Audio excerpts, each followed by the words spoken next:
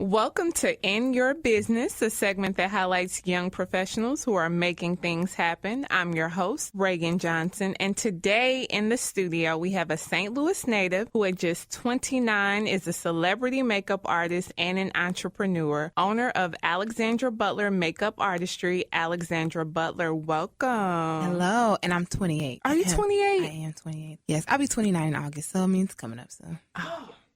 Well, welcome. Let's get in your business. Tell us about Alexandra Butler Makeup Artistry and what it offers. Alexandra Butler Makeup Artistry. Well, clearly it's named after myself. I am a makeup artist, and what the services I offer are doing makeup on folks. It started out, just as me playing and doing my own makeup and watching YouTube videos, and me being an artistic person, it just kind of developed into this craft that I really, really honed in on and really, got engulfed in and tried to learn as much as I can about it. And to the point now where people want to pay me to actually do their makeup. So now it's a company business. So you have a background, you studied engineering, right? And if I'm correct, you have a certification in baking. Oh. So how did you get into makeup? Yes. So growing up, I've always been a very artistic, eclectic type of child, but I was always very involved in math and science. So, going the path that a child should go, I went into engineering. I was good at it. I enjoyed it at the time, and I knew it would make me some money at the end of the day. Mm-hmm. So I got into that, graduated from University of Missouri-Rolla. Shout out to all the minors that are out there. But I went to school there for 4.5 years, graduated, and then for 3 years stayed in the profession of engineering. And it was like, after a while, it felt like I was like bending my arm backwards to go to work. And people would tell me all the time, like, you're not supposed to enjoy your job. Like, this is what it is. Like, this is life. And I was like, I wasn't okay with that. So I was like, there has to be something else better than this. So once I got fired from my job, I took that as God pushing me into doing something else. And at that time, when I did get fired, I had started to freelance with Mac and kind of got a better feel of a professional makeup standpoint versus just me playing in makeup. So then my husband and I decided to move to Atlanta, not having a job or anything. We just decided to move to Atlanta. And when I got to Atlanta, I tried to pursue engineering again, got fired again. So this is the story of my life, getting fired, because God pushes me out of these situations because I don't want to quit. So got to Atlanta, got fired from engineering again, and then I was like, okay, God, I'm listening. Like, I'm about to do makeup for real. So I applied at Mac, got the job. It was a really, really good experience because I met so many different people, especially when I was in engineering, and I learned so much from that, which is kind of how I approach makeup sometimes in an analytical, systematic, this has to be symmetrical and this has to be precise type of way. So ever since then, I've been in makeup, and it's been about maybe a little over 3 years, maybe 4 years, not really long. I really eat, sleep, and breathe it. On YouTube all night, looking at videos still, looking at my videos, how I need to fix them, just everything. I'm really engulfed in it. I love it. Awesome. So you've done the faces of the Brat, Tameka Raymond, and your work can currently be seen every week on VH1's Love and Hip Hop Atlanta. Mm-hmm. What has that experience been like? That experience has been an experience that I needed to go through. There are a lot of positive and negative things that came from it, but in the end, I definitely learned a lot about myself. I learned a lot about the industry. The entertainment, fashion, beauty industry is cutthroat, and it's kind of crazy. And so I learned a lot about that. But like I said, it's been something that I needed to go through. It's made me a lot stronger, and it's taught me things about myself that I need to work on or that I need to portray or show. It's definitely made me tighten up on my skill, especially having your work be on television. And with everybody's television being in high def right now, it makes you really start to critique and understand placement of things and making sure that people look their best. So I really kind of am able to step back and look at things better now that I've seen myself on TV every week. Do you critique your looks when you look at it during Absolutely. Absolutely. I'm like, oh, I could have did that better, or I should have added another eyelash or something. Yeah, anything. It's always never good enough. But that's good, though, to me, to get better. It sounds like a perfectionist, which many of us are. That's right. So you're in St. Louis right now for a makeup workshop. Tell us about it, and you're doing this around the country in various cities. So also share some of the upcoming dates. Absolutely. So my ultimate goal as a person, as a makeup artist, is to have my own makeup academy. That's my end all be all.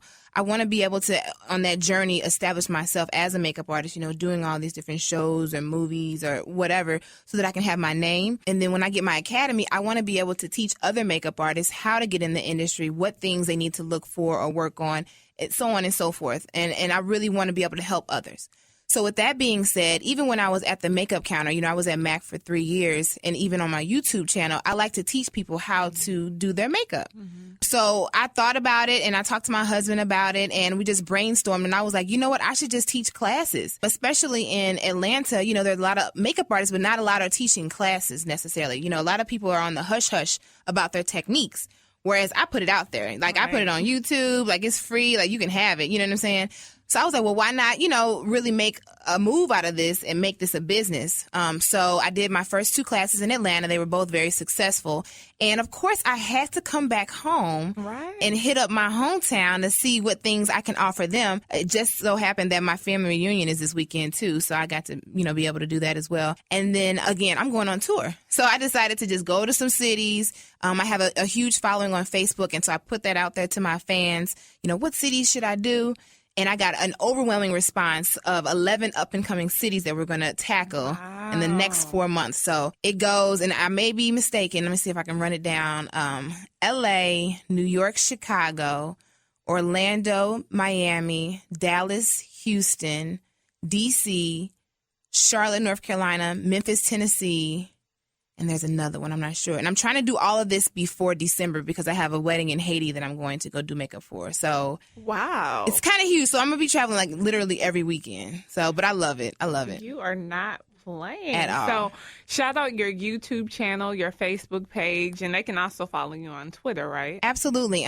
My Facebook fan page, which I set aside a Facebook fan page different from my personal page, just because it's all about makeup, beauty, hair, fashion, anything. The aspects of why people want to know me are on that page. So that's why I like to differentiate. But that's facebook.com / Alexandra Butler, MUA. M is in Mary, U, A is in Apple. So like makeup artist. Then on YouTube, this was made clearly before I was married. So it's youtube.com / Alexandra Bond. And then Twitter is at the MUA Alex. So there's 2 A's, the MUA Alex. Same with Instagram, which Instagram has been something new to me right now. I just got this iPhone in May, and I really love it, but it's new to me. So I'm just posting pictures, and it really helps me because I'm just posting pictures of makeup, and everybody's commenting. So okay, awesome. And she is not kidding. She shows you everything from the concealer to the eyeshadow to the blush. She walks you through that complete look, so make sure you check her out. Now, on that topic, what are some common mistakes people make when applying makeup? Good Lord. We would be here literally all day if I could just discuss. Well, give me 3. I'm going to give you 3. I'm going to give you 3. A common mistake. Number 1, and I hear this all the time, to all of my ladies who are oily. And it's a big thing in the African-American community because we are oily women. But, as we get older, we won't get wrinkly because we have all of this oil in our skin, blah, blah, blah, whatever. So a lot of women I talk to are like, well, because I'm oily, I don't put moisturizer on my face. Like, that's going to add too much oil. And I have to sit down and really tell them, like, okay, there's a difference between moisturizer, which gives you hydration, which is water-based, and oil, which is not what you want. So if you're not putting moisturizer on your face, which is going to hydrate your skin's going to be like, hey, ma'am, hey, my skin, you're not giving me any moisture, so I'm going to overproduce some oil. It's going to make you worse off in the end. So that's one common misconception as far as, because I'm really big into skincare. So that's one thing that I hate. Another thing, this whole eyebrow trend that is running rampant in the streets has got to stop. Speak on it. It's got to stop. The whole blocking out your eyebrows with the black and then like squaring them so it looks like a marker and then putting the light up underneath and it looks crazy. Like, we have to stop that. We have to. I was told a long time ago when I first started at MAC from one of my trainers, she was like, for you're a makeup artist, you need to be an industry leader. Okay, that's number 1. People are looking at you, they're following you. You don't see industry leaders in the industry doing things like that. Beyonce, Rihanna, Jennifer Lopez, Jennifer Aniston, you don't see them doing those things. Therefore, you don't need to do that. That's an outdated trick that we've done back in the day in the black hair magazines. Clearly, it needs to stop. So I do alter how I do makeup on folks, and I may introduce that technique, but you won't be able to necessarily tell that I did that. It'll just be to clean up somebody's brows. I don't do it on myself personally, and I tell other makeup artists that they need to really, because you want to be able to tackle all avenues. You don't want to just be known as the black makeup artist. You want to be able to tackle and talk to everybody. So So you don't want to, put yourself in that box. Another one is, let's see here. I've talked to makeup artists who are like, I just do eyes. They just want to do eye makeup. They don't want to focus on any of the skin. They got blemishes or hair or nothing like that. If you're going to be a makeup artist, you got to take on the whole gamut. You have to make sure that the eyebrows are groomed. You have to make sure that the skin looks flawless.